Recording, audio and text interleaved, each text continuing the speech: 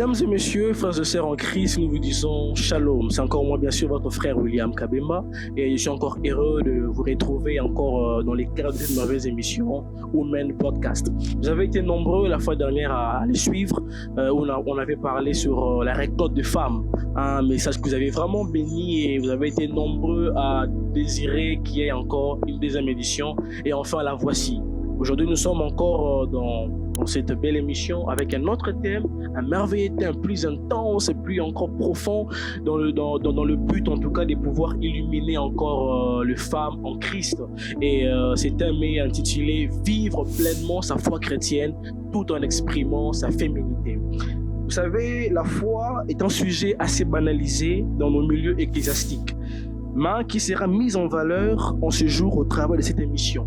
Vous savez, amalgamer dans une même phrase la foi et la féminité dans une même phrase semble des fois étrange pour certains, voire dérangeant pour deux autres aussi. Car pour la femme aujourd'hui, sa foi est beaucoup plus dans un sens un peu charge, doit être beaucoup plus à l'église et tout, qu'on sort, mais oublier son aspect de femme, c'est qu'elle est appelée à faire aussi en tant que femme mariée, pour son foyer, pour ses enfants, pour même dans son métier et tout ça. Donc ensemble avec ces femmes, on va essayer d'équilibrer la femme sur sa foi et sa féminité. D'où le thème est vivre pleinement sa foi chrétienne tout en exprimant sa féminité. Alors rapidement, je m'en vais présenter les femmes de Dieu avec lesquelles nous allons pouvoir partager sur ces sujets afin de transformer ces lieux en une lampe de lumière où jaillira vraiment une illumination jusque dans vos cœurs. J'ai ici à ma droite la servante de Dieu Plamedi Kapalala qui était avec nous derrière la fois dernière.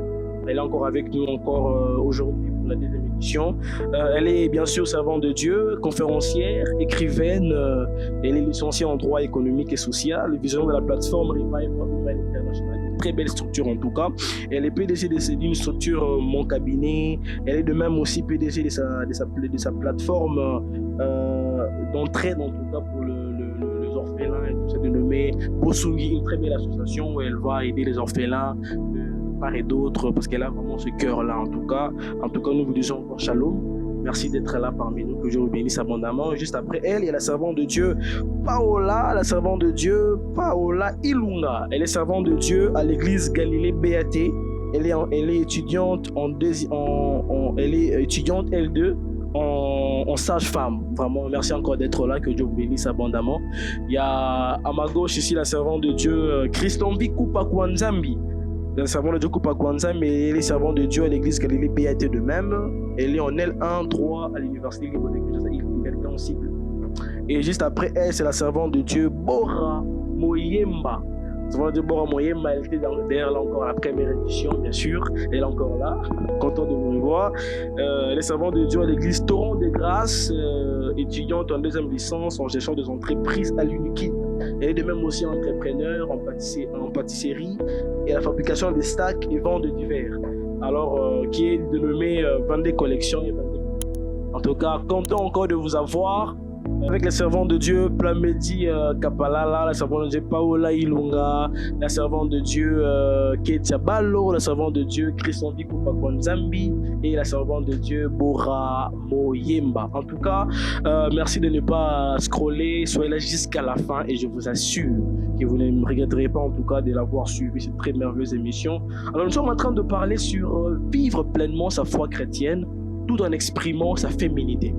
Alors moi déjà la première question que j'aimerais poser aux femmes de Dieu qui sont là, qu'est-ce que signifie réellement vivre pleinement sa foi chrétienne? Parce qu'il y a une différence entre vivre sa foi chrétienne et vivre pleinement sa foi chrétienne. J'aimerais un peu que vous essayiez un peu d'écrire, peuple de Dieu, sur cette nuance-là qu'il y a entre vivre sa foi chrétienne et vivre pleinement sa foi chrétienne. Là, j'aimerais que la servante de Plamedi commence déjà à nous répondre par... Avant de pouvoir entrer complètement dans la dite question, il faudrait d'abord commencer par comprendre qu'est-ce que d'abord la foi chrétienne.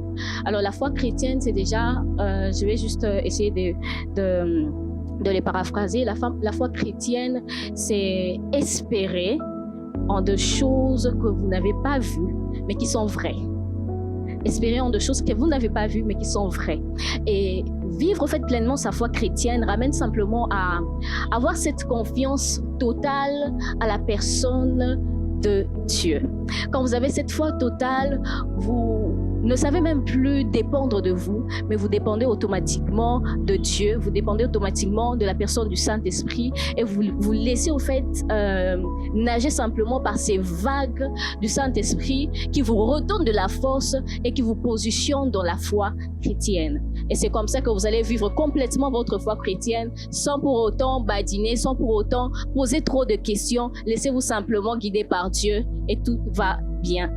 Merci. Venons de comprendre au travers de la servante de Dieu Plamedi qu'est-ce que c'est vivre pleinement sa foi chrétienne. Je ne sais pas si y a une femme de Dieu a quelque chose à pouvoir compléter par rapport à ce que la servante de Dieu Plamedi vient de nous dire. En tout cas, merci beaucoup. Merci. Je n'avais pas vraiment pensé à ça avant que la servante de Dieu Plamedi nous explique c'est quoi vivre pleinement sa foi chrétienne. Juste que moi, j'avais pensé d'une autre façon. J'ai défini vivre d'abord sa foi, tout simplement, et vivre sa foi chrétienne pleinement. Je prends un exemple personnel. Vivre sa foi, tout simplement, c'est quand on croit en Christ, mais que nous sommes juste là, bons chrétiens, comme j'étais, bons chrétiens, sans découvrir son appel. Moi, je dirais carrément que vivre pleinement sa foi chrétienne, c'est lorsqu'on découvre son appel, au fait. Là, on vit pleinement sa foi chrétienne. Avant, on est chrétien, on se marche selon la Bible, mais vivre pleinement, avec une joie là que tu peux pas expliquer, ça vient seulement quand on découvre son appel. Donc, c'est juste ça. Voilà, en tout cas, j'ai beaucoup apprécié la réponse de la femme de Dieu. Mais à part juste dans votre dit, vous avez parlé de qu'il faudrait découvrir son appel pour vivre pleinement sa foi chrétienne. Pour essayer un peu d'éclairer au peuple de Dieu qui nous suit, comment un enfant de Dieu peut découvrir son appel? Y a-t-il une façon de faire? Y a-t-il quelque chose de particulier à savoir enfin qu'un enfant de Dieu puisse arriver à découvrir? Je dirais que tout vient d'un désir. Parce que on ne peut pas avoir quelque chose qu'on ne désire pas avec Dieu. Tant que tu ne découvres pas, ce sera difficile pour toi de vivre ces choses avec le Seigneur. Alors, c'est quand, par la grâce de Dieu, bien sûr, on découvre que voilà, nous ne sommes pas appelés sur terre à ne rien faire. Quand on découvre que chacun est appelé sur terre pour faire quelque chose, encore plus pour le Seigneur, c'est là qu'on commence à désirer maintenant, Seigneur, moi aussi je veux savoir si tu m'as appelé à faire quoi. Et à partir de ce désir-là, le Saint-Esprit automatiquement, en tout cas, c'est selon sa volonté bien sûr, mais ce qui est certain. Prie que votre foi en Christ ne doit pas être basée sur le bien matériel. N'ayez pas une foi sur ce que Dieu donne, mais une foi de ce que Dieu est. Donc que votre foi soit sur la personne de Jésus-Christ. Et gloire à Dieu. Là, j'ai une question pour la servante de Dieu, Paola Ilunga. Nous sommes en train de parler de la foi, hein? Donc vivre pleinement sa foi chrétienne. Déjà, même quand on dit pleinement, donc on s'entend déjà comme la servante de Dieu Plamedi vient de l'église. C'est-à-dire qu'il ne faut pas être un pied dedans, un pied dehors. Il faut être pleinement dans ta foi en Christ Jésus. Alors, servante de Dieu, Paola, quels sont les ennemis, les obstacles en tout cas, que les chrétiens les enfants de Dieu en généralité, peuvent être confrontés à leur foi? Vous savez, aujourd'hui, des fois, la plupart des personnes, quand ils entendent parler de l'évangile, ils croient que quand ils seront convertis, la vie sera vraiment délicieuse. En tout cas, il n'y aura pas de problème, ils vont vivre du miel, ils se réveillent le matin, problème. Mais quand ils entrent, ils trouvent un peu certaines choses qui, des fois, leur laissent un peu perplexes et tout. Alors, si vous pouvez énumérer ces problématiques, ces choses que les enfants de Dieu doivent s'attendre dans leur foi chrétienne et surtout comment ils peuvent les surmonter. Ok, merci beaucoup pour la question. Merci vraiment. D'abord, je vais un peu encore nuancer sur vivre pleinement sa foi chrétienne. Vivre pleinement sa foi chrétienne, c'est d'ailleurs la foi chrétienne s'oppose à la réalité de ce que nous voyons, de ce que nous ressentons, de ce que nous traversons. Nous devons aller au-delà de tout ça. Étant un enfant chrétien, étant un chrétien, un enfant de Dieu, on doit s'attendre à ce que nous rencontrons des difficultés durant notre parcours chrétien. Comment? Exemple, je vais être un peu plus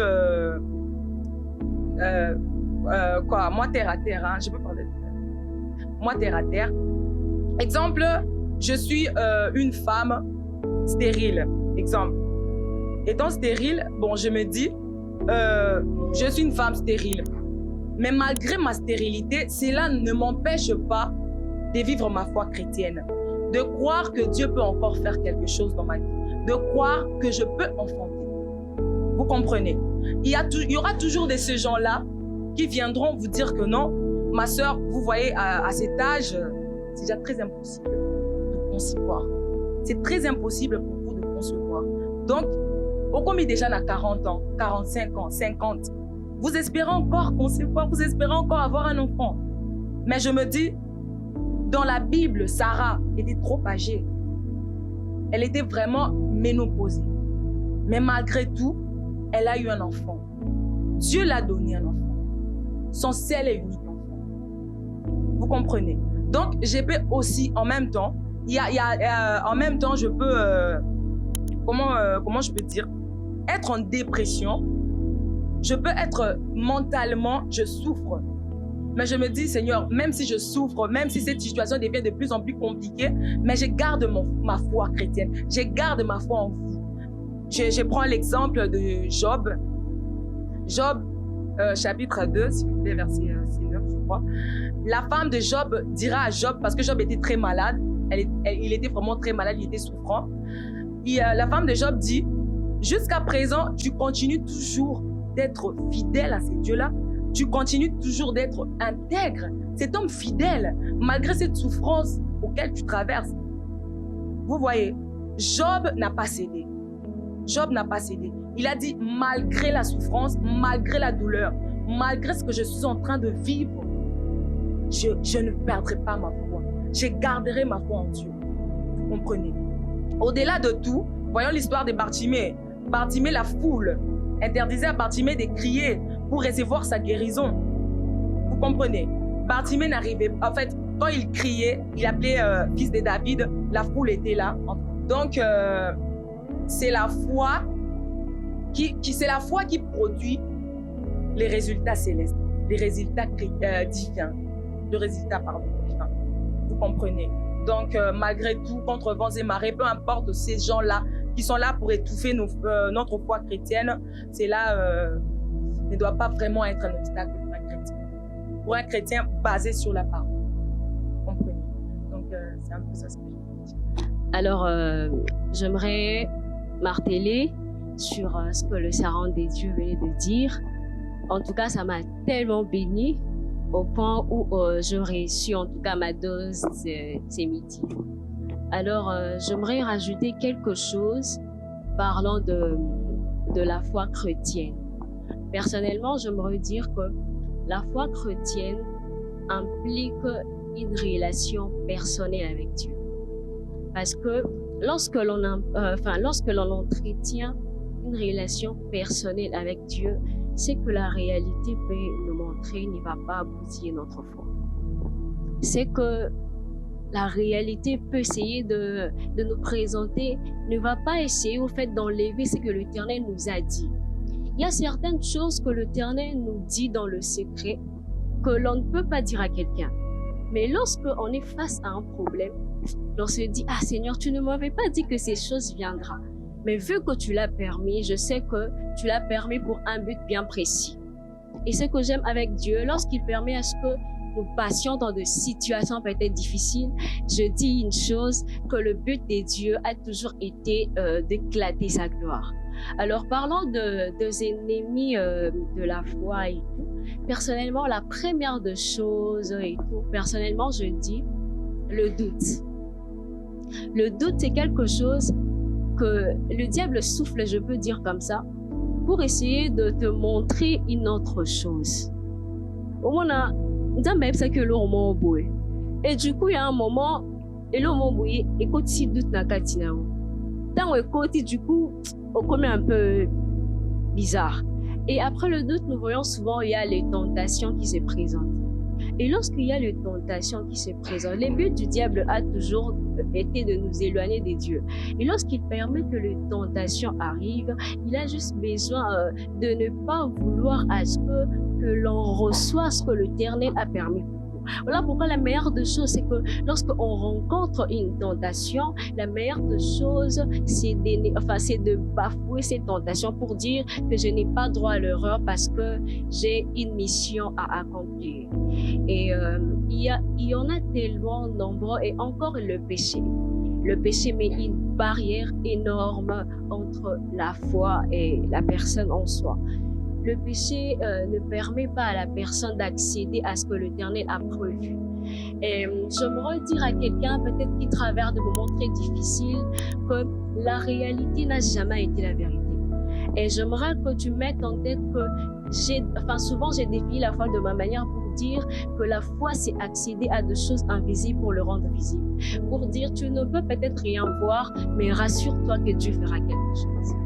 En tout cas, c'est vraiment parfait, entre une femme de Dieu.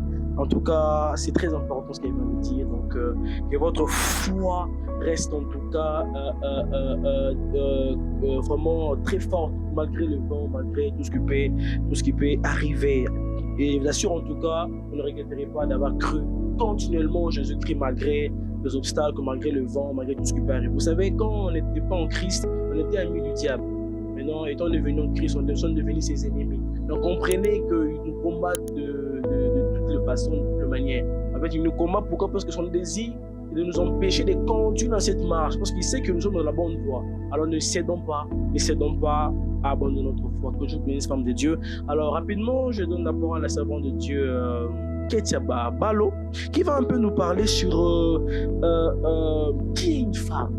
Parce que là, nous sommes en train de parler sur vivre pleinement sa foi chrétienne, tout en exprimant sa féminité. Là, on est en train de parler sur la foi, on a parlé sur beaucoup d'axes très importants. Là, nous allons maintenant un peu nous axer à comprendre qui est une femme, non d'après les hommes, non d'après ce que le dictionnaire dit, mais qui est vraiment une femme d'après le dictionnaire de Dieu. Alors, parlons de la femme. Je dirais que la femme, selon Dieu, est une créature précieuse et aimée de Dieu. Et elle est créée à l'image de Dieu, bien sûr, avec une valeur intrinsèque et une dignité inestimable. Elle est appelée à être forte, à être sage, à être compatissante, aimante et fidèle. Elle est également appelée à être respectée par les hommes. Une femme est appelée à être respectée par les hommes. Parce que la capacité que l'Éternel a dotée à la femme ne sera pas comparée avec ce que Dieu a donné aux hommes. On ne dit pas peut-être que la femme est tellement s'occupée du couleur mobile, non, on ne dit pas ça. Mais chacun garde simplement sa bande, vous voyez. Donc, c'est un peu ça. La femme a reçu une mission, je peux dire, une mission de former. La femme a tellement un grand cœur au point où il y a certaines choses que l'homme peut s'effacer facilement, mais contrairement à la femme, il a la capacité de gérer certaines choses. Et la femme, personnellement, je peux dire aussi que la femme est l'incarnation de la douceur. Parlons de ces deux personnes, l'homme et la femme. La femme a, je ne sais pas comment expliquer la femme, mais je dirais simplement, elle est une créature très merveilleuse de Dieu, que l'homme a intérêt à prendre soin de cette merveilleuse créature.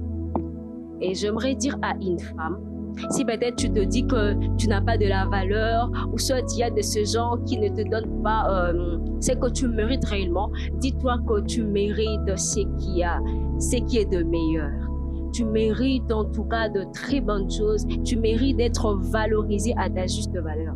Que personne ne te dise que tu es ce qui pas un bon à rien ou quoi que ce soit, mais tu es digne d'être appelée femme. Parce que de toi sortira plusieurs enfants et voilà. Répondre à cette question, Nous devons savoir que la féminité est au-delà de ce que Monsieur William venait bien sûr d'épingler ici. La féminité est tout simplement en fait reconnaître et exploiter en fait cette identité de femme que nous avons. Déjà la femme, comme l'a dit la servante de Dieu Balo, la femme en fait c'est une force. La femme c'est une aide semblable à l'homme. Il y a d'ailleurs d'autres versions de la Bible qui appellent la femme celle qui est proche de l'homme, celle qui est à côté de l'homme. Donc nous ne pouvons pas en fait dire que la féminité s'arrête qu'aux tendances, qu'à l'habillement, qu'aux bijoux. La féminité ramène simplement la femme dans son identité, dans ses valeurs en fait. La femme doit se reconnaître, la femme doit savoir pourquoi je suis là. D'ailleurs, il y a quelque chose qui en fait me marque par rapport à la féminité. Dernièrement, je suivis une sœur qui me dit « Moi, je suis féministe et moi, en tout cas, les hommes ne blaguent pas avec moi. Moi, je suis féministe, moi, en tout cas, En fait, le sens de la féminité ne se rapporte pas que au sens où moi, je suis femme et les hommes là-bas. Non, en fait, la féminité, en fait, c'est entrer totalement dans son identité de femme, d'épouse, d'aide, de force. Donc, quand tu dis être féministe, tu dois être soumise à une autorité qui est bien sûr l'homme. Mais si tu n'es pas soumise à cette autorité, automatiquement, ça, c'est une autre chose. Ça, on appelle ça en droit, tu cherches l'égalité de sexe. Donc, la femme doit simplement reconnaître ses valeurs, reconnaître son identité, entrer et fonctionner selon son identité dans le Seigneur. Voilà. D'accord, femme de Dieu, très bien répondu. J'avais une question très importante que je pense aussi que nos très chers frères et sœurs qui vont nous suivre auront aussi à se poser. En dehors de l'apparence physique, là, pour essayer un peu de bien éclaircir la chose, en dehors de l'apparence physique, ça veut dire en dehors de tout ce qu'on connaît comme matériel à l'extérieur, voire même l'apparence physique proprement dite et tout. Si aujourd'hui, par exemple, on privait de la femme, de son aspect physique en tant que femme, serait-elle toujours une femme? En tout cas, très belle question. Ça me fait d'ailleurs marrer parce que si je dois revenir à l'Antiquité, je ne pense pas que la femme avait besoin d'un vêtement qu'il faut pour paraître. Donc, en fait, c'est toute une identité d'abord. Parce qu'aujourd'hui, nous nous rendons compte que nous sommes dans un monde où les gens ne se connaissent même plus. Les gens sont éparpillés dans les idées, je ne sais pas moi, de la technologie, dans les idées du monde, de la mondialisation. Et les gens sont assez complexes, au fait. Mais, au fait, la femme reste femme. Peu importe qu'elle porte des bijoux en or, en fantaisie, qu'elle porte les vêtements des Tombola ou des Zara, la femme reste femme puisque c'est une identité. C'est la mère, c'est d'ailleurs la mère porteuse de l'humanité. Donc, on ne voit pas, c'est comme si vous me posez la question pour dire, donc si on ne donne pas les vêtements à une femme, elle ne peut pas concevoir. Donc, la femme, peu importe les vêtements, elle reste toujours la mère, elle reste toujours l'espoir, elle reste toujours l'humanité même en personne. Voilà. Vraiment très parfait comme réponse, que Dieu vous bénisse abondamment. Ça veut dire que ce qui fait d'une femme femme, c'est pas son aspect extérieur, mais son aspect intérieur. Je ne sais pas s'il y a une femme de Dieu qui a un mot à compléter par rapport à ça, avant que nous puissions passer. Le servant de Dieu Christ en vie a quelque chose à compléter par Merci beaucoup déjà.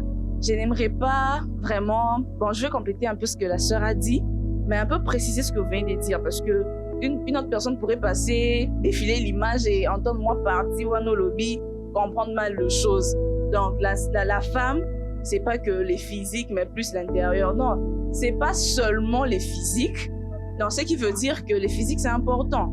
Donc, c'est important de prendre soin de soi. C'est important d'être belle, attirante au fait. Donc, voilà. Étant femme, on ne doit pas négliger l'aspect extérieur. Ce qui fait de moi femme, c'est mon intérieur, mais l'extérieur compte aussi. Donc, c'est un peu ce que je voulais ajouter par rapport à votre commentaire. Merci. Merci beaucoup, femme de Dieu, pour cette complémentarité. Vous avez vraiment très bien étudié la chose.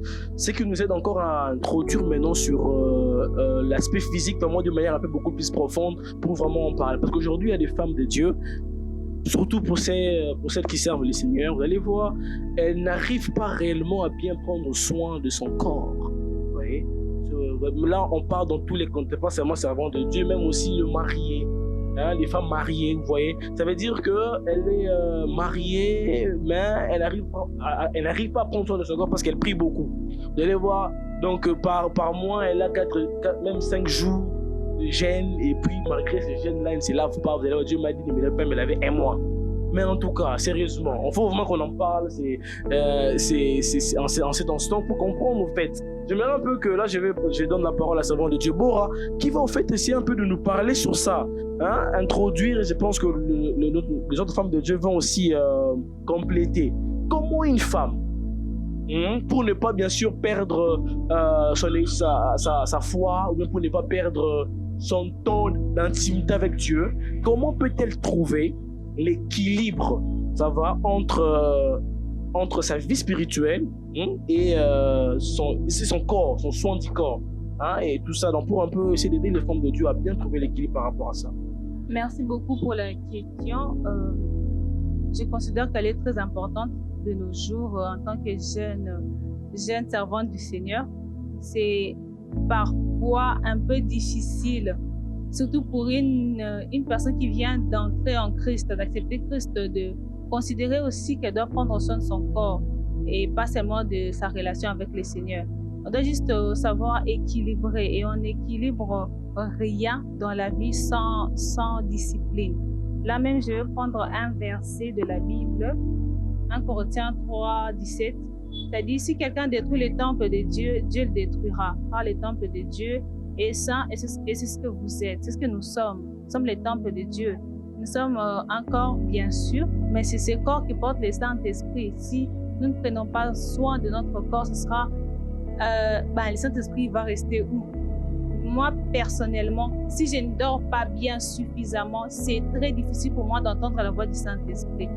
C'est vraiment très difficile. Si ça arrive, c'est que, waouh, vraiment la grâce de Dieu. Mais si je ne dors pas suffisamment, il va vraiment vouloir que je puisse me reposer d'abord avant de pouvoir m'utiliser pour bénir quelqu'un d'autre. Parce que là, je suis incapable même d'assimiler ce qu'il est en train de dire. Donc, c'est très important. Et au-dessus de tout ça, comment bien prendre soin de son corps? On doit aimer son corps. Parce que si déjà tu ne t'aimes pas personnellement, ce sera difficile même d'aimer les autres ou encore de faire du bien aux autres. Et pour cela, il faut commencer à s'aimer, à chercher peut-être les parties de ton corps que tu n'apprécies pas forcément et de trouver ça beau, de trouver ça joli et d'apprendre à aimer. Parce qu'on doit tout apprendre dans la vie, sinon c'est un peu compliqué. Même ce que tu n'aimes pas, parce qu'on n'est pas parfait, il y a des parties où on n'aime pas forcément et tout. Mais cherche à apprendre à aimer ces parties-là. Cherche sur Google. Il y a sûrement des femmes qui sont passées par ce genre de choses-là avant toi. Cherche et motive-toi, aime ton corps. Et même après ça, tu verras que tu serviras le Seigneur encore avec beaucoup de joie. Tu passeras devant, enfin, quand je parle de devant, c'est genre dans ton service, que ce soit tu es intercesseur, que tu sois caméra woman ou encore protocole. Tu feras ça avec beaucoup plus de joie et de motivation. Pourquoi? Parce que tu t'aimes déjà personnellement et tu vas apporter aux autres le meilleur de toi. Donc voilà un peu. Vraiment, gloire à Dieu, très bien répondu, femme de Dieu. Donc, d'ailleurs même, je me rappelle, il y a une fois un homme de Dieu qui m'a dit que les Saint-Esprit n'aiment pas la saleté. Donc, j'ai viens de le mentionner encore. Donc, quand on sert Dieu, quand on est chrétien, ça ne signifie pas d'être sale. En tout cas, très belle réponse. En tout cas, femme, prenez ça en considération. Il faudrait vous soigner, être propre. C'est très important. Il ne faudrait pas en faire acheter les Saint-Esprit. Hein? Oh, voilà, chrétien dans l'arabe et dans la saleté. Donc, il faudrait donner le même goût aux autres personnes. Vous voyez que les chrétiennes savent comment être propre. Vous voyez. Donc, trop de spiritualité ne doit pas vous exclure de pouvoir être propre. D'ailleurs, il ne sait pas une femme de Dieu qui a quelque chose à compléter par rapport à ça. Je vois servant de Dieu qui est là-bas le Dieu. Donc, c'est très, très important. Donc, ça, vraiment, il faudrait que vous puissiez en tout cas prendre ça dans votre cœur. Vous devriez prendre soin de votre corps, s'il vous plaît. Mais encore une question qui vient de me sauver là à l'esprit. Là, j'aimerais la poser à la servante de Dieu Paola.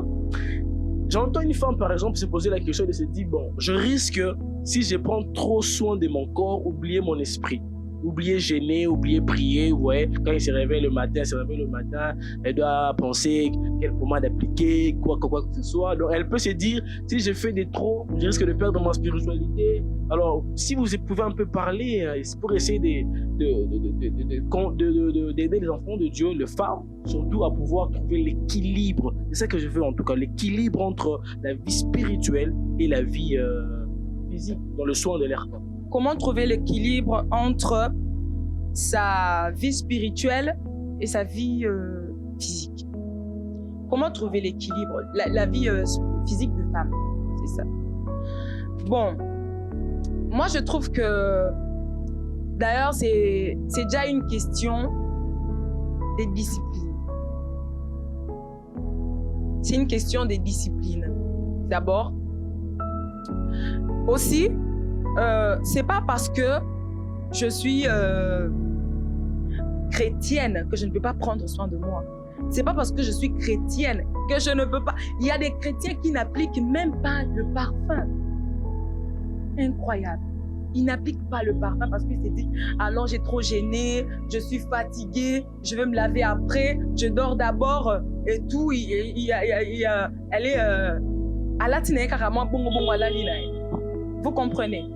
Et surtout, il y a des chrétiens mariés qui les font. Des femmes mariées chrétiens qui les font. Vous comprenez? Comment maintenant trouver l'équilibre? Je sais déjà que je dois jeûner. Je sais que je dois prendre soin de moi. Mais il y a un temps pour ça. Je jeûne, je prends peut-être 3 jours de jeûne. Mais c'est pas que comme je suis en train de jeûner que je ne peux pas me laver, quoi. Que je ne peux pas être belle, que je ne peux pas faire des gommages. Prendre le temps au moins de prendre soin de mon teint, de prendre soin de mon corps et tout. Parce que même lorsque nous marchons, nous avons 2 pieds, le pied droit et le pied gauche. Lorsque l'un est amputé, directement, il y a déjà un déséquilibre. Lorsque physiquement, tu ne prends pas soin de toi, physiquement, tu es... Mais forte spirituellement, tu es là, donc tu es au top. Ta santé spirituelle est vraiment... Mais physiquement, tu es comment? Ok. Mais si je prends plus soin de ma santé physique, spirituellement, je suis comment? Donc, tous les deux doivent aller de pair, marcher de pair. Vous comprenez? Je dois prendre soin de ma santé spirituelle, je dois aussi prendre soin de ma santé physique. Donc, les deux, c'est juste sur le timing, les disciplines. La discipline. Voilà. C'est juste ça. En tout cas, très très très bien, en tout cas, femme de Dieu. Je pense que vous avez compris ce que la femme de Dieu a dit. Donc, faites tout de trouver l'équilibre en vous disciplinant. En tout cas, merci pour ces complémentarités très très très très importantes. D'ailleurs, même Jésus l'a dit d'ailleurs. Jésus l'a dit que quand tu jeûnes, parfume-toi. Hein, il ne faut pas que quand tu jeûnes, que vous soyez gêné. Hein. Pour vous que vous ne prenez pas les excusez-nous. Hein. Donc, quand vous gênez, vous avez non, bien aimé. Surtout vous les femmes, donc prenez soin de vous, ça c'est très important. Alors, nous passons à une autre très merveilleuse question, toujours dans notre thème. Nous sommes en train de parler, s'il vous plaît, je vous le rappelle, sur le vivre pleinement sa foi chrétienne tout en exprimant sa féminité. Donc, en suivant, n'oubliez pas de vous abonner déjà et commenter. Quand vous avez une question qui vous tique déjà, écrivez déjà pour ne pas oublier, ne tenez pas à la fin. Alors, nous allons maintenant parler sur un peu la sexualité. Alléluia. On va parler sur un merveilleux sujet encore, dans ces mêmes cases de la sexualité. J'aimerais un peu, femme de Dieu, que vous puissiez un peu aider les femmes qui vont vous suivre sur...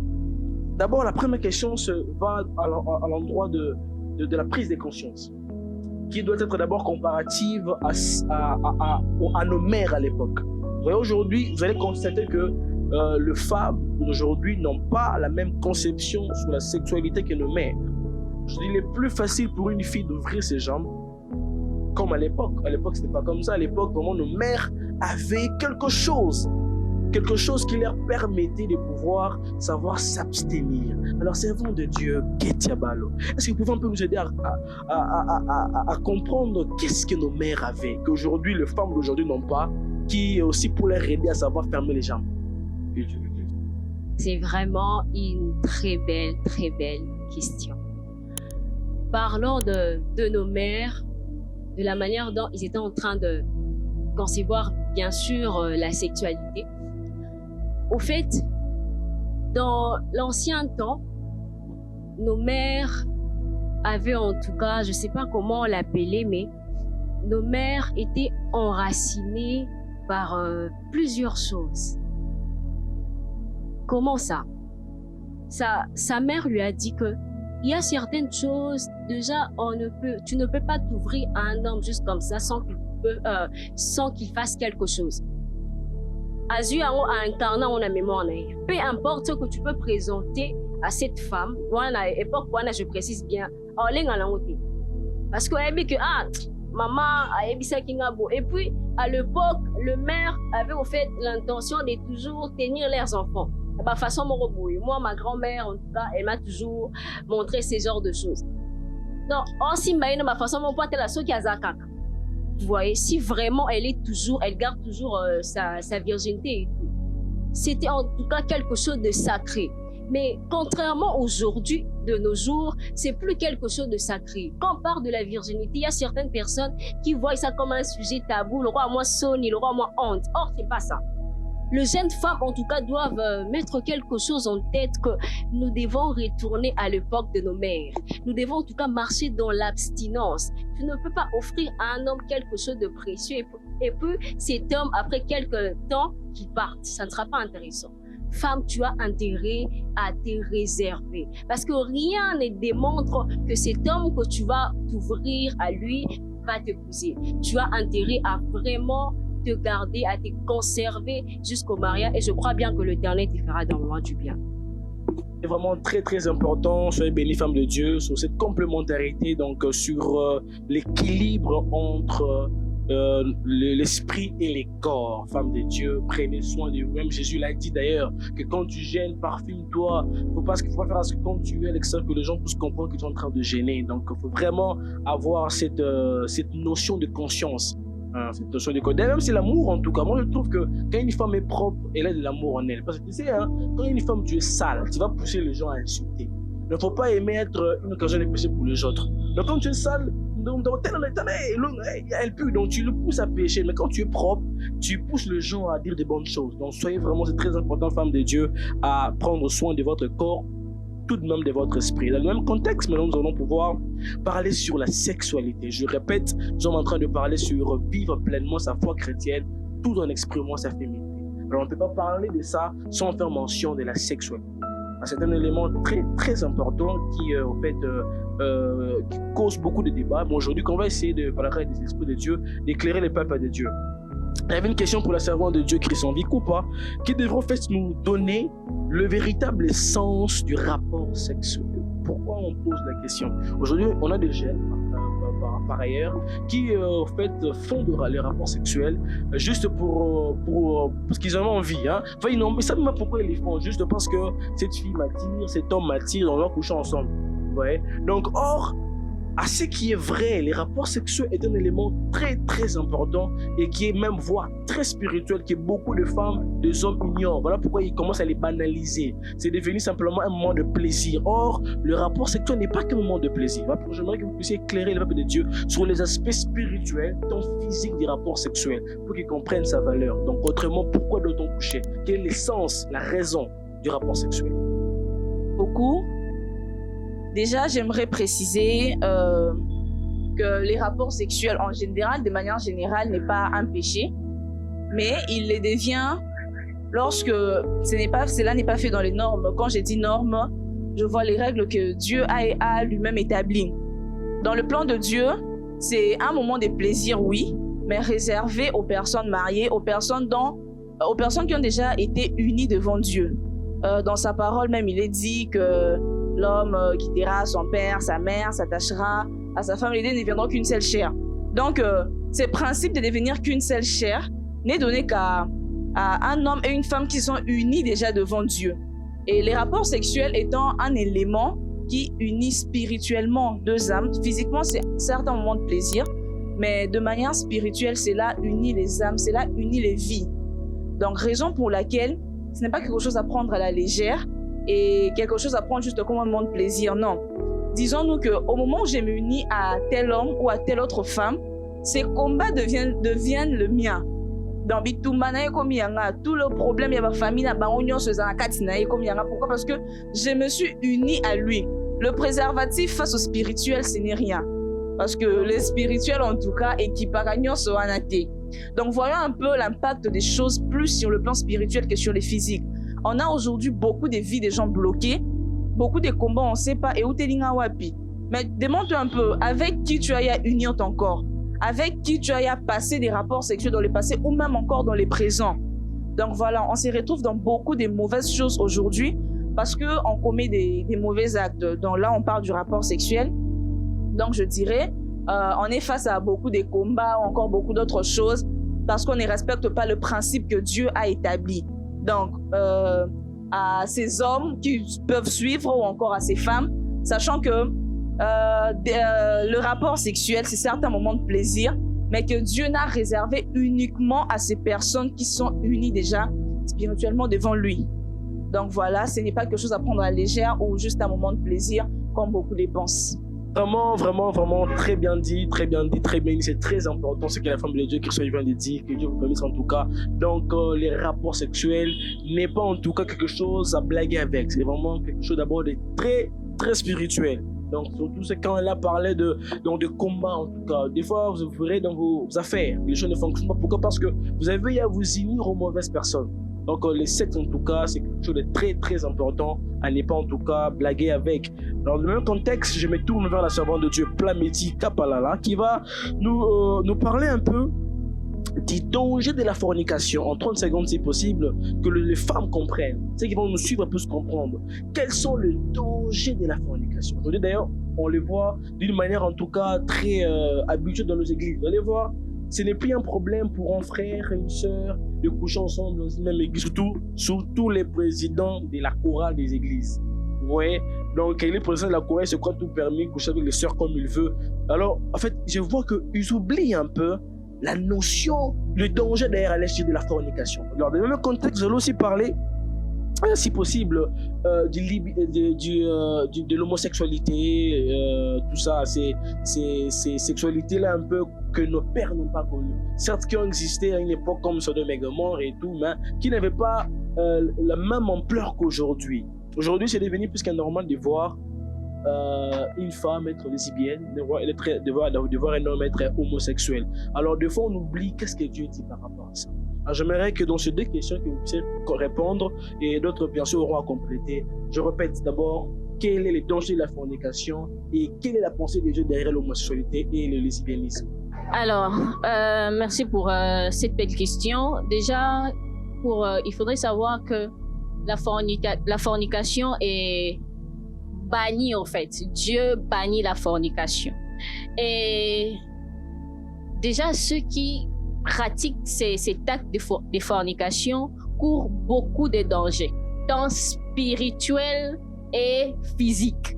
Déjà, dans l'homme, j'aimerais épingler une chose, que dans l'homme, il y a 3 étapes. Il y a l'étape de l'esprit, il y a l'étape de l'âme et il y a l'étape du physique. Donc, ce que l'esprit reçoit peut affecter l'âme et l'âme peut affecter aussi le corps.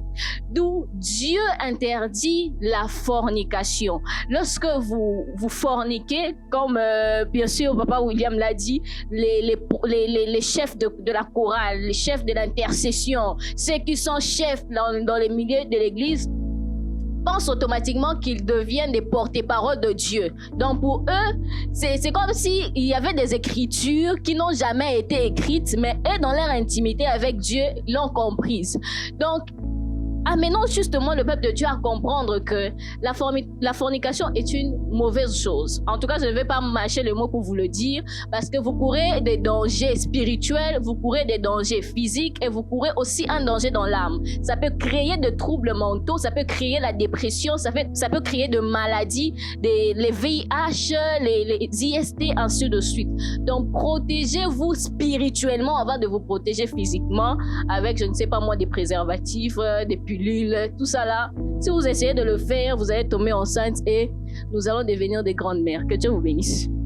Voilà. Alors, pour répondre à la question du lesbianisme, de l'homosexualité, déjà, voilà, il faut déjà comprendre que je ne vais pas aller de gauche à droite pour répondre à cette question, bien sûr, parce que je suis moi-même un témoin vivant de cette réalité de choses. avant vraiment d'entrer dans les choses de Dieu, parce que déjà, nous chrétiens, parfois on se dit, je suis né dans une famille chrétienne, j'ai connu le Seigneur, déjà dès les bas âges. Oui, vous avez connu le Seigneur, mais il y a un processus au fait que Dieu marche avec tout homme. Et dans mon processus avec Dieu, avant d'entrer vraiment dans mon appel avec le Seigneur, j'ai aussi eu une vie. Et d'ailleurs, c'était une mort. J'ai aussi eu une mort parce que c'était pas une vie. Et cette mort, au fait, m'a menée dans ce monde, au fait, du lesbianisme. Et avant d'abord d'entrer dans le lesbianisme, j'étais dans ce monde de la masturbation et de la pornographie. La masturbation et la pornographie. Pour moi, c'était, au fait, des aspects assez normaux. Je crois que je l'ai commencé à 9 ans. J'ai commencé, au fait, à 9 ans, cet aspect, au fait, de la pornographie et de la masturbation. Je trouvais plaisir, au fait, dans ça. Je trouvais plaisir parce que je me rappelle, dans ces temps-là, les images ou les réseaux sociaux n'étaient pas comme aujourd'hui. Aujourd'hui, on peut cliquer juste sur Internet et avoir toutes les images possibles. Mais dans ces temps-là, il y avait simplement des imaginations, en fait, dans mon être. Il y avait, en fait, des choses qui s'est passées au-dedans de moi. J'essayais, en fait, de comprendre comment papa et maman font pour avoir d'enfants, en fait. Et c'est, en fait, cette image en moi qui créait, en fait, ces désirs. Et vu que je ne trouvais pas sur qui poser ces désirs, je me satisfais moi-même. Et quand je suis entrée dans le milieu du lycée, c'est là que tout a commencé. Et tout a commencé que ceux qui ont étudié au lycée savent que les lycéens ont cette habitude d'écrire les messages sur des papiers et envoyer à leurs voisines. Et tout a commencé par là. Un message m'a été envoyé par une inconnue que je ne connaissais pas, mais dans ma salle de classe, qui me disait, tu me plais. Mais pourquoi pas elle était assez claire, au fait. Tu me plais beaucoup, j'aimerais qu'on puisse essayer ça et là. Moi aussi, déjà que j'avais ça dans mon être, je me suis dit, finalement, j'ai trouvé sur qui poser, en fait, ma satisfaction. Et je lui ai dit aussi sur papier, oui, mais pourquoi pas. Et la chose a commencé dans la salle des classes à l'instant même. Et à l'instant, dans la salle des classes, j'ai appelé cette personne et on était déjà allés sur les bancs. Et cette personne est venue comme la troisième personne. Et il s'est passé ce qui devait se passer ce jour-là, sur les pupitres. Mais, c'est comme ça que tout a commencé.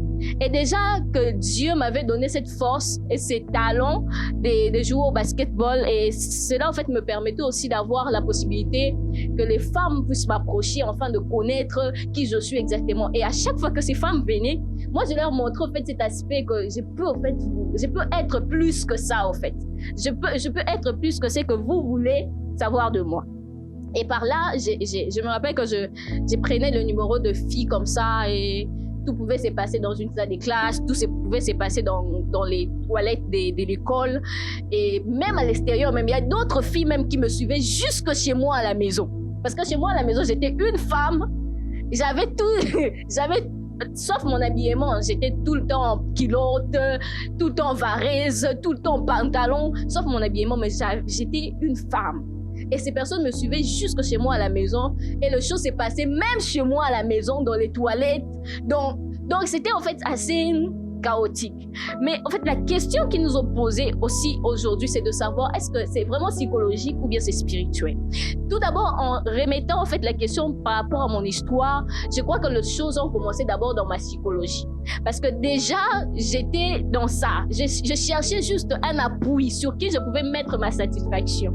Et les choses se sont balancées de la psychologie au spirituel parce que je n'avais plus besoin des hommes en fait à mes côtés. Tout homme était refoulé automatiquement.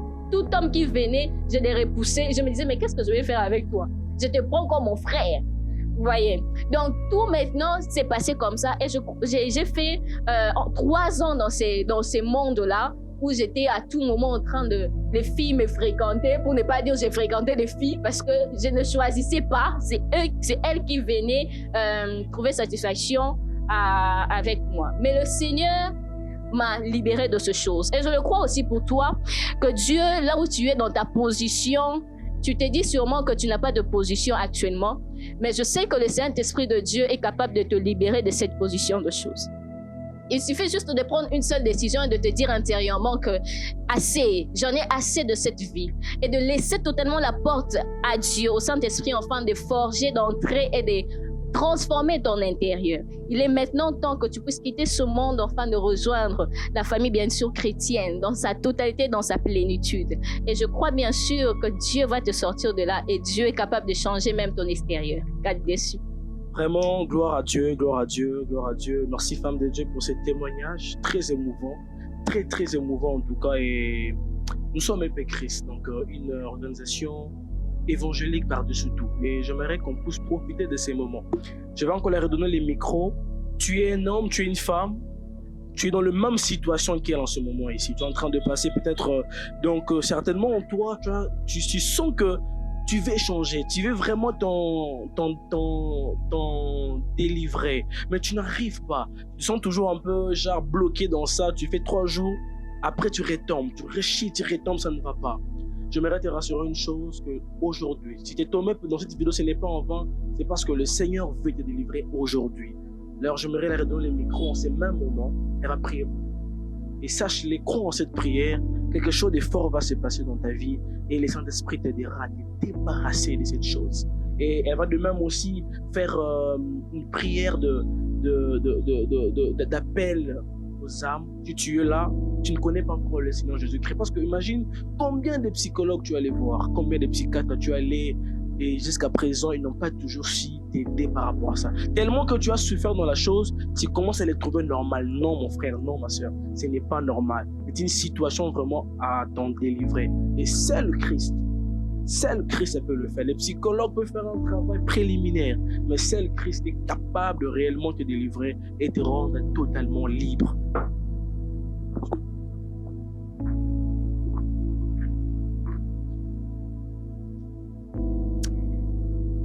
Alors, j'aimerais prier pour toi, toi qui es bien sûr dans cette même situation que j'étais auparavant. La parole de Dieu est en train de dire, venez à moi, vous tous qui êtes fatigués et chargés, je vous donnerai du repos. Sûrement, ça fait de trop en toi. Tu t'es dit sûrement que je ne saurais pas abandonner, je ne saurais pas le délaisser seul. Mais j'aimerais simplement prier le Seigneur. La Bible est en train de dire qu'il a reçu le nom au-dessus tout nom et au devant de son nom, tout genou fléchi sur la terre comme au ciel. Alors j'ai prié que tout le genou qui semble être une charge pour toi en ce moment fléchisse au devant de ce nom qui est Jésus. J'ai prié le Seigneur là où tu es et que tu me goûtes, que Yahweh t'accorde la force de te relever, que le Seigneur te délivre de tout ce qui est poids, de tout ce qui te renferme encore dans cette zone au fait de confort, dans cette dimension en fait de choses. J'ai prié le Seigneur pour ta vie, que là où tu es, que la main de Dieu, la Bible est en train de dire la main de Dieu n'est pas courte pour nous sauver, que Yahweh te sauve de toute situation qui est en train de te garder encore emprisonné ou encore esclave du péché. Je déclare et je libère ces paroles sur toi en te déclarant libre.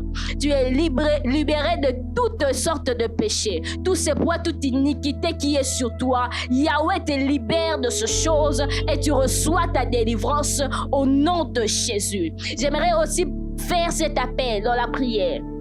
Alors que tu m'entends, tu n'as encore donné ta vie au Seigneur Jésus. Cette personne assez merveilleuse qui est le Christ t'étend encore sa main en ce moment alors que tu m'entends. J'aimerais simplement que tu pries au-dedans de toi et de dire à Dieu, à ce Dieu ceci. Tu vas simplement dire, Seigneur Jésus, ce matin ou encore ce soir, je t'accepte et je t'appelle dans mon cœur. Deviens mon Seigneur, deviens mon Sauveur. Je veux que tu me conduises, que tu me tiennes par ta main et que tu marches avec moi. Je veux que tu sois le maître de ma vie en ce moment. Au nom de Jésus-Christ, je déclare que c'est fait dans ta vie. C'est fait aujourd'hui et maintenant. Ce n'est pas demain, mais c'est maintenant que ces choses sont faites dans ta vie.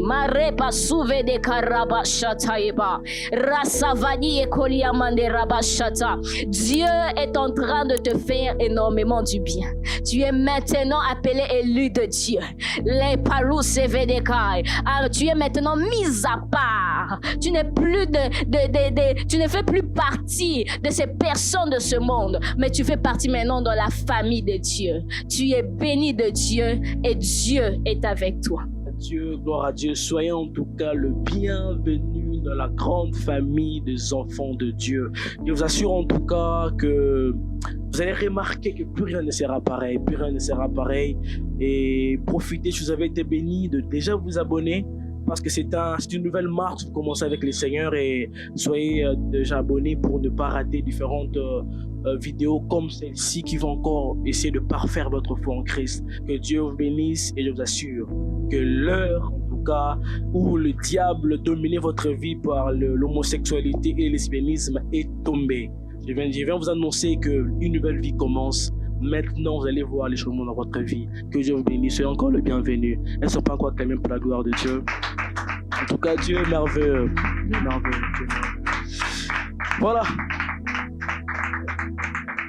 Gloire à Dieu, gloire à Dieu, gloire à Dieu. Nous rentrons maintenant. Bon, on n'était pas sortis. Toujours dans l'émission, mais nous rentrons un peu dans nos questions-réponses. Dans le même contexte, nous sommes en train de parler sur vivre pleinement sa foi chrétienne tout en exprimant sa féminité, je répète. Et il y a une question très pertinente aujourd'hui. Déjà, on a reçu des cas comme ça, de personnes qui ont des amours compliqués. Ouais, des amours très compliqués. Vous allez voir, un père qui est amoureux de sa fille. Peut-être vous pouvez rire en ce moment, mais je vous assure que ce sont des réalités qui existent. Et peut-être tu peux être là, tu es tombé sur cette vidéo et tu te reconnais que c'est toi dont on parle. Tu es une fille, bizarrement tu es amoureuse de ton père. Quand ton père touche ta maman, tu sens comme si tu deviens jalouse. Oui, ça existe et tu te connais. Et sois béni, que Dieu soit béni parce que tu te mets sur la bonne vidéo. Avec ces femmes, on va essayer de t'aider à comprendre. Des fois, tu te dis, bon, qu'est-ce qui m'arrive? Comment je tombe amoureuse de mon père? Ou toi, fils, comment je tombe amoureuse de ma mère? Donc, tu as une attraction sur les pères, les mères. Donc, je trouve ça normal. Donc, aujourd'hui, à la lumière des Saintes Écritures, avec ces femmes qui nous accompagnent dans cette émission Women Podcast, nous allons vraiment vous aider à comprendre. Je donne la parole d'abord à la servante de Dieu, Ketia, qui va nous aider d'abord à comprendre est-ce que ces amours-là, hein, donc ces provenances, parce que des fois vous devez comprendre ça vient d'où, comment je commence à ressentir ça. D'abord, vous n'êtes pas sorcier, non, soyez calme, vous n'êtes pas sorcier. Il y a toujours une explication à tout. Vous devez comprendre comment ces phénomènes se passent et comment vous pouvez les surmonter pour éviter les tombements amoureux de vos pères, de vos mères et tout ça, ou bien entre sœurs, hein, entre frères et sœurs. Vous allez voir, moi, un frère qui couche avec sa sœur. Comme je connais une famille où, en tout cas, déjà, leur papa et leur maman sont grands frères et petites sœurs, mariés. Donc, c'est une coutume familiale. Donc, d'être en l'inceste. Et même les enfants, même chose. Ça veut dire, papa peut être là, il entre, il trouve la grande sœur et les petits frères en train de coucher ensemble. Il a dit, faites ça bien, hein? Faites doucement, pas de bruit. Ils passent. Donc, c'est normal pour eux. Et des fois, je te dis que c'est normal aussi. Non, c'est pas normal. Je dis, tu vas comprendre le pourquoi. Alors, merci pour cette question. Parlant de ça, premièrement, je ne sais en tout cas comment expliquer cela. Sérieusement, ça fait d'abord très mal de voir ce genre de choses. Je vais parler de ça avec un témoignage, bien sûr. Et c'est d'abord, pour ne pas aller loin, c'est de l'inceste. C'est de l'inceste et c'est quelque chose qu'on ne peut pas accepter comme ça. Comment se réveiller d'un bon matin, du coup j'ai des sentiments pour mon frère. N'est-ce pas que c'est inconcevable? Du coup comme ça j'ai des sentiments pour mon père. C'est vraiment inconcevable. C'est quelque chose en tout cas qui nous pousse vers un pétrin que nous serons simplement ces personnes qui vont en pleurnicher, je peux dire. Parce que ce genre de choses nous creusent un trou dont nous sommes en tout cas ces personnes qui seront... C'est une manière de créer sa propre tombe et Dieu est contre ces choses. Et Dieu est contre ces choses, c'est de l'inceste qu'on ne peut pas en tout cas le laisser comme ça. Je m'en souviens, je suis bien sûr devant la caméra, mais j'aimerais le dire. Moi, un de mes cousins a eu en tout cas à me le dire. Que je suis amoureuse de toi, abusée de moi et Dieu n'a pas permis cela. Et je me demande si réellement il avait fait. Je ne sais pas si j'allais être celle que je suis aujourd'hui. parce qu'il allait mettre quelque chose dans mon âme au point où j'allais peut-être arriver au point où de détester les hommes. Et il allait être la cause. Et bibliquement, c'est quelque chose que Dieu ne permet pas. Et vu que Dieu a permis à ce que nous soyons ces canaux par lesquels il passe, on doit nécessairement rendre à nu toutes ces choses qui se font dans le secret. Si tu as un père et que tu as de relations, enfin, tu as de sentiments pour ta fille ou soit tes enfants, c'est quelque chose qui n'est pas bien et le diable est en toi. Et le diable est en toi, il se sert de toi pour créer quelque chose de mal pour ta famille. Et si tu es un frère, tu as des sentiments pour ta sœur, c'est quelque chose que tu ne peux jamais en tout cas avoir cela parce que c'est une pire sorcellerie. C'est pas une sorcellerie inconsciente, mais c'est une sorcellerie consciente. C'est une sorcellerie qui a en tout cas une pleine conscience que tu dois en tout cas chercher de pasteur afin que tu sois délivré. Dieu ne veut pas que nous soyons dans ce genre de pétrin.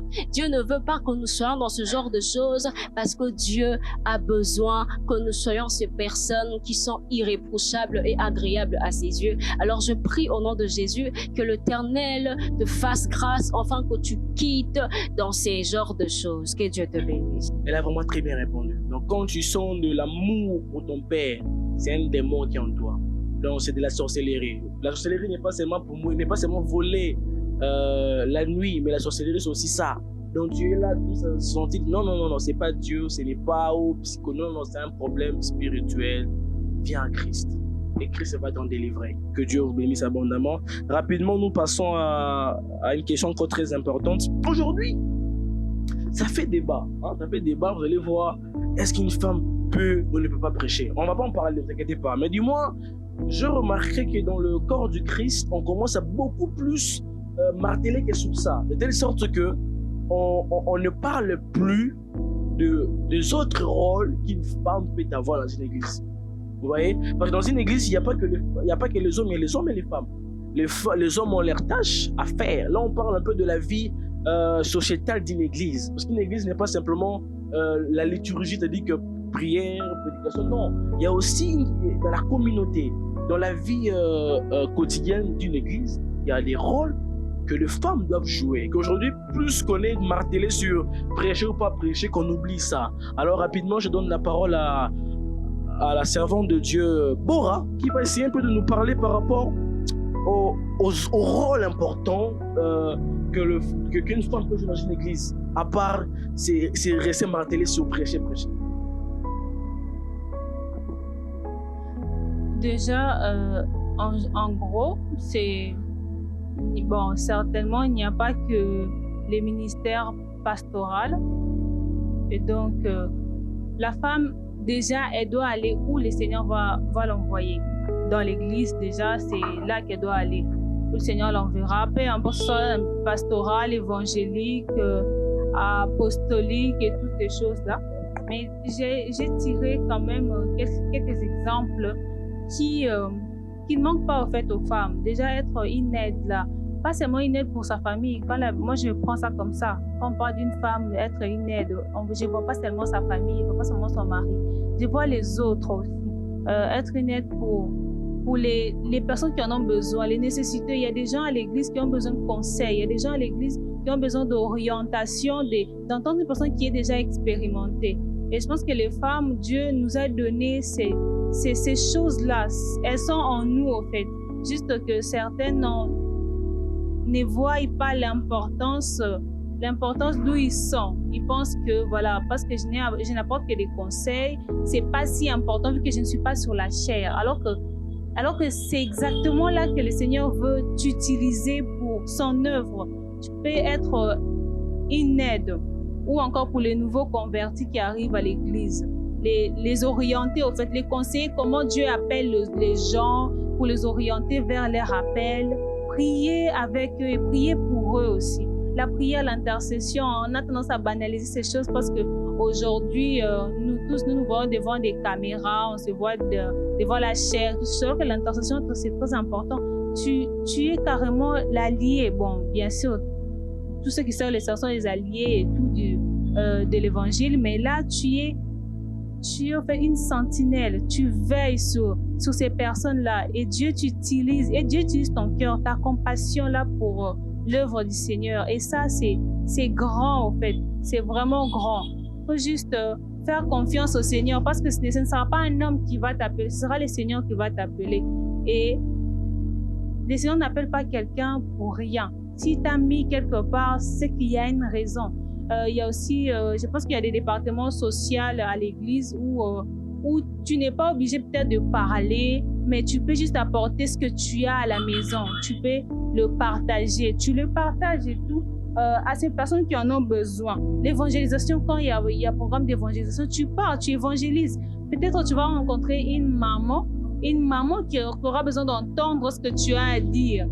Donc, en tout cas, il y a beaucoup, alors vraiment beaucoup de choses à faire à l'église. Ce n'est pas seulement prêcher ou toutes ces choses-là qu'aujourd'hui la société est en train d'essayer d'enfouir parce qu'apparemment, ce n'est pas biblique ou quelque chose comme ça. Bon, nous ne sommes pas là-bas. Mais il y a beaucoup de choses à faire. En tout cas, il y en a beaucoup. Même balayer l'église, moi, pour moi, c'est une bénédiction. Balayer l'église, torchonner, laver les toilettes de l'église. Je ne sais pas, mais moi, ça me fait même carrément plaisir parce que je sais que quand les enfants de Dieu arrivent, ils trouvent ça propre, ils sont à l'aise. Vous voyez, donc il y en a vraiment beaucoup. Il faut juste essayer de voir ce que tu peux faire à l'église, ce que tu peux faire, ce que tu peux apporter. Parfois, ce n'est pas forcément quelque chose qui est en dehors de ce que tu fais déjà à la maison. Peut-être c'est exactement ce que tu fais à la maison là que tu dois aussi faire à l'église. Et pas chercher prière rébellée, jeûne et tout ça pour savoir si tu es appelé à faire quoi. C'était exactement ce que tu faisais déjà et c'était là que Dieu te préparait à le servir maintenant dans l'église. Donc, c'est vraiment ça. Super, vraiment que Dieu bénisse femme de Dieu. Donc, c'est ça en tout cas. La femme de Dieu a très bien répondu. Donc, vous voyez qu'elle a énuméré beaucoup de choses en dehors de la prédication. Arrêtez d'envier seulement la chair. Il y a beaucoup à faire, il y a beaucoup à mentionner, il y a beaucoup à faire. Donc, il y a les soins de l'église, le ménage, tout ça, il y a beaucoup de choses que vous pouvez faire en tout cas à l'église. C'est très important de prendre compte de cela. Il n'y a pas que la prédication. Rapidement, nous passons à, bien sûr, s'il n'y a pas quelqu'un qui veut compléter quelque chose, la servante de Dieu, Plamedi, a complété. D'accord. Alors, j'aimerais tout simplement ajouter par rapport à ce que la servante de Dieu Bora a dit par rapport au rôle de la femme dans l'église. Déjà, comme elle a dit, balayer l'église, torchonner, ainsi de suite, c'est aussi une grande part de choses. Mais aussi, la femme a un rôle, c'est le rôle de la paix et de la liberté. Parce que vous savez, dans la Bible, même lorsqu'on parle de la femme, lorsque les hommes traduisent les paroles de Paul, ils disent que la femme fait trop de bruit. La femme, c'est une personne qui parle beaucoup, c'est celle qui est toujours dans les chamailleries, c'est celle qui est dans les querelles et autres. Mais la femme peut aussi être contraire à cela. Elle peut aussi être symbole de paix, symbole d'épanouissement, symbole de liberté dans les milieux de l'église. Donc, on ne doit pas seulement renfermer la femme dans le sens où elle est querelleuse, mais elle peut aussi apporter une liberté et la vie même dans l'église. Voilà, que Dieu vous bénisse. Vraiment, c'est très bien. Vraiment, c'est que la femme de Dieu vient de parler, c'est très important, femme. Donc, vous avez aussi un rôle à mettre la paix, hein, la paix dans l'église. Vous savez, des fois, quand il y a un conflit, des fois, c'est très agréable d'entendre la sagesse d'une femme, hein, la douceur de sa voix. Donc, c'est important. Usez de toutes ces qualités que Dieu a placées en vous pour aussi mettre la paix dans certaines situations à l'église. Ne soyez pas là seulement pour envier la chair. Très important. Rapidement, je pose une merveilleuse question. Nous sommes déjà à la fin. N'oubliez pas de vous abonner, activer la cloche de notification et voilà, pour ne rien rater des autres émissions qui vont venir. Alors, femme de Dieu, Paola, une très merveilleuse question.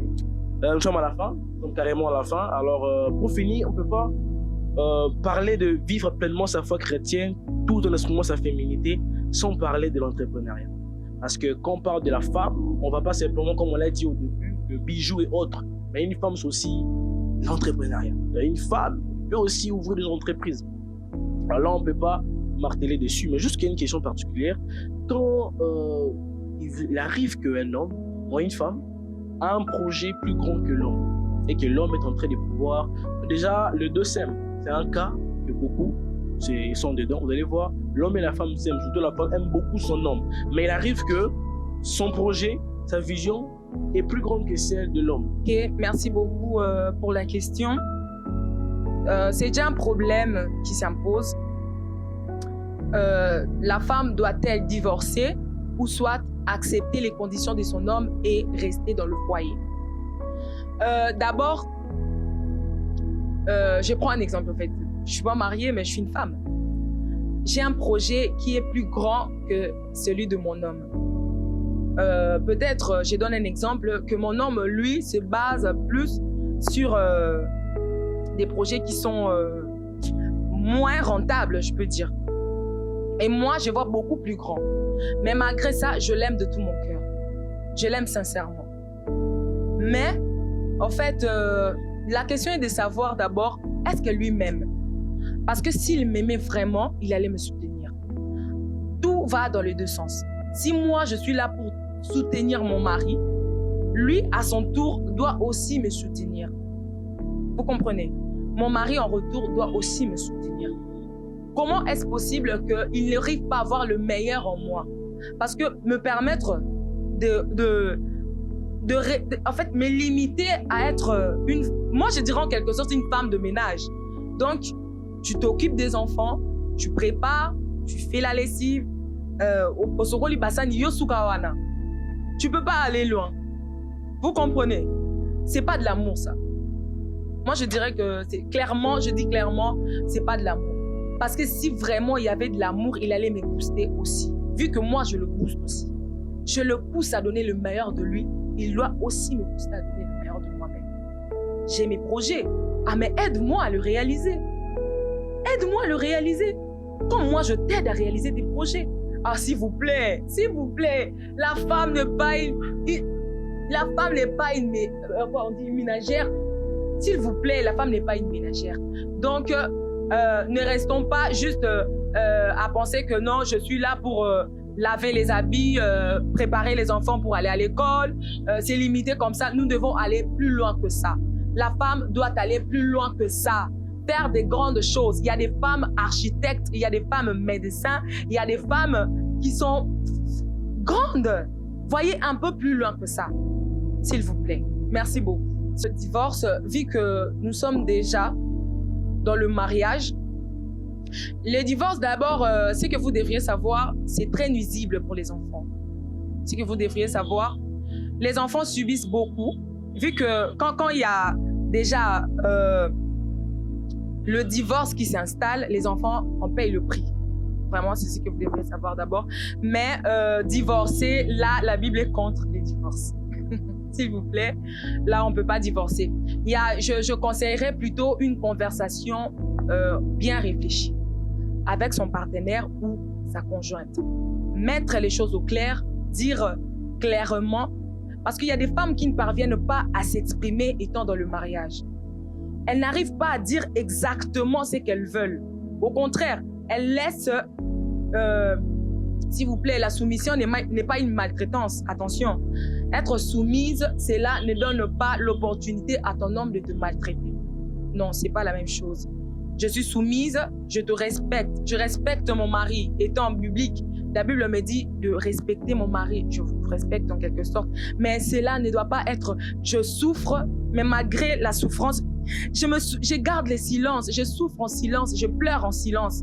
Là, on doit vraiment on doit briser les silences, parler quand il faut parler. En tout cas, il faut converser avec son conjoint ou sa conjointe, trouver une bonne solution, je pense déjà. Ou si ça ne marche pas entre vous, il y a les parents qui sont là, ils vont vraiment vous aider. De dire en tout cas, quand tu es un homme et que tu n'es pas en train de pouvoir soutenir ta femme, tu l'aimes pas, donc tu es comme tu es vraiment un barbare. Parce que c'est le terme, vous êtes un barbare quand vous êtes là pour essayer de toujours prendre une certaine prédominance un peu exagérée à l'excès. Non, vous devez aussi soutenir vos femmes dans leurs projets. C'est très important. C'est même une façon pour vous de manifester votre amour pour elles. Et vous aussi, les femmes, attention. Il ne faudrait pas aussi en faire de trop. Hein, genre, oublier aussi tes responsabilités. Tu es une femme. C'est pas que tout le temps tu es en voyage et puis tu laisses ton homme avec les enfants. Non, lui, s'il y a des projets, il faut trouver toujours l'équilibre. Nous rappelons cette notion de l'équilibre. Abonnez-vous. Alors, il y a aussi la femme de Dieu, Christian V qui a aussi quelque chose à compléter par rapport à cette... Ok, merci beaucoup. La servante de Dieu, Paola, a plus martelé plutôt sur ces problèmes-là déjà dans le mariage. Mais moi, j'aimerais un peu souligner un point. Ok, on est mariés, le problème se pose, mais bien avant le mariage, il y a une étape appelée fiançailles. On dit que non, c'est pour bien connaître la partenaire avec qui on veut passer notre vie. C'est les moments où on établit le base, je pense. C'est les moments où le partenaire doit savoir ce que veut l'autre. Donc moi, je me dis, parce qu'il existe, veuillez m'excuser, des hommes complexés, si je peux le dire ainsi, qui ont peur au fait de faire valoir la femme qui est auprès de lui, parce qu'il sait au fait ce que cette femme a en elle. Il s'est dit que son appel ses permissions à boyer, déjà ça la fille moi maïle ma casse, son ticket boyer c'est un grand risque. Moi je serais un peu dans l'ombre, donc il se sent un peu touché dans son ego. Déjà, moi quand nous voyons déjà des signes comme ça, on peut comprendre que cet homme n'est pas bon, pas pour dire bon pour moi, mais par rapport à mes projets naïfs, avec sa façon de voir les choses et aussi mbatté. Donc avant d'arriver au mariage et de tomber dans des cas où je ne sais pas, je dois divorcer ou rester, vaut mieux déjà établir les bases dès le début de la relation, savoir déjà ce que veut l'autre et savoir si on saura marcher ensemble avec cette façon de voir les choses. Voilà, super, très belle intervention en tout cas, c'est très important déjà ce que la femme de Dieu vient de dire. Donc veillez vraiment à trouver vraiment de bonnes conclusions avant de vous marier. Il y a aussi la servante de Dieu qui a aussi ajouté vraiment pour que nous puissions, nous sommes déjà à la fin, nous sommes vraiment déjà à la fin, elle a juste un mot à compléter par rapport à ce sujet. Au fait, parlant de ça, j'aimerais énumérer 4 solutions importantes. La première des choses, c'est un dialogue ouvert. Un dialogue ouvert. Et après ça, il faut établir de priorités. Et après établir de priorités, nous voyons trouver un compromis. Et après avoir trouvé un compromis, je vois le fait de se soutenir mutuellement. Il est vraiment d'une importance très capitale pour un couple de se soutenir mutuellement. Et aussi dans un couple, il est important qu'il ait au fait de la complémentarité et qu'il ait aussi un soutien total, qu'il ait un respect mutuel, qu'il ait l'amour, enfin que le couple s'épanouisse. Voilà. Bon, gloire à Dieu, gloire à Dieu, gloire à Dieu. Très bien répondu, femme de Dieu. Voilà, nous sommes vraiment à la fin de ces Women Podcast deuxième édition où on avait parlé sur vivre pleinement sa foi chrétienne tout en exprimant sa féminité. Vraiment, pendant ces temps, ça a été vraiment, ces plateaux a été transformé en une lampe de l'Éternel où la lumière de Dieu a jailli, je pense, jusque dans vos cœurs. Soyez vraiment bénis, vous qui avez été là jusqu'à la fin. N'oubliez pas de partager à vos amis, partager à vos connaissances femmes, comme hommes aussi, pourquoi pas, c'est très important. Et vraiment pour ne pas manquer vraiment à faire bénéficier les autres de cette bénédiction qui a en tout cas été manifeste en ce jour. Alors, je m'en vais rapidement encore une fois de plus le remercie. La servante de Dieu Plamedi Kapalala, que Dieu vous bénisse. La servante de Dieu Paola Ilunga, la servante de Dieu Ketia Balo, la servante de Dieu Bora Moemba, ainsi que la servante de Dieu Christian Kupakwa Nzambi, qui ont vraiment été une très grande bénédiction pour ce moment. Ils ont vraiment donné de très belles réponses. J'ai même aimé, on a même eu un moment fait un appel aux âmes très important. Je ne manquerai pas, avant de pouvoir donner la parole pour qu'elles puissent aussi donner leur mot de fin. En tout cas, honorer mon père, le pasteur Sylvain Longonzo, sans oublier l'apôtre Simon Joël Twende, et sans oublier encore les mentors le domaine médiatique de Tonton Jaco qui va suivre cette émission. Je pense qu'elle la loupe. Donc soyez bénis, merci d'être là pour soutenir encore votre fils, que Dieu en tout cas ne cesse de vous ajouter des années, car j'ai encore besoin de vous. Et sans oublier, je remercie toute l'équipe de l'EP Christ qui a en tout cas fait un grand travail pour encore permettre à ce que dans des organisations qui aient encore ces deuxième éditions, que Dieu bénisse toute l'équipe EP Christ, sans oublier No4Lab, une très belle plateforme qui a vraiment filmé, réalisé, qui fera les montages, les sons et tout ça, qui est bien chapeauté par l'honorable Josué, le roi des âmes. Que Dieu vous bénisse abondamment. Alors, femme de Dieu, on commence avec la femme de Dieu Plamedi ainsi des autres. Vous pouvez donner votre mot de fin tout en saluant vos pères, surtout très important. Merci beaucoup pour la parole. En tout cas, nous avons toutes ici été bénies par cette émission. Il y a tellement d'émotions ici. Vous allez bien sûr les sentir. Et j'aimerais déjà aller pour saluer et encore dire un je t'aime à celui qui partage ma vie. Celui qui est ma vibration, qui est l'alphabet au fait de mes mots et de ma destinée. Je t'aime, mon Seigneur, mon roi. Alors, merci pour ton soutien. Merci à ma famille, mes parents, mes petits. Que Dieu vous bénisse abondamment, ainsi que toutes les personnes qui me connaissent. Que le Seigneur vous bénisse abondamment. Merci beaucoup. Merci beaucoup. Merci à tous d'avoir disposé de votre temps pour suivre cette émission. J'espère que ça a été très bénéfique en fait pour vous. Merci en fait parce que je viens de l'église Gaïa. Vraiment fortement béni. Je crois certainement que ça va rester dans ma vie et impacter encore par la grâce de Dieu. Merci au Saint-Esprit qui était présent, qui nous a soutenus et qui va faire arriver cette émission très très loin pour la gloire du Seigneur. Je remercie aussi ma famille. Je remercie mes amis. Je remercie les messieurs qui est à ma gauche, qui m'a accompagné ici et qui ne cesse de me soutenir dans les conseils. Et je remercie mon église, Torrent de Grâce, l'extension du Centre missionnaire Philadelphie, mon pasteur Tarsis Mbayabou. Cet homme qui ne cesse de m'inspirer de jour en jour. En tout cas, merci beaucoup. J'espère que cette émission, j'ai pris au fait que cette émission vous bénisse vraiment au-delà de tout ce que vous pouvez imaginer. Donc voilà, merci beaucoup. Merci d'avoir été nombreux à nous suivre parce que oui, je crois que le Saint-Esprit a motivé plusieurs personnes afin de suivre cette émission. Et donc voilà que nous sommes à la fin. Je dis un grand merci au Seigneur Jésus-Christ qui a permis à ce que ces moments puissent avoir lieu. Je dis merci à la structure Épée Christ qui nous a accordé cette opportunité, au grand cordon William Kabemba.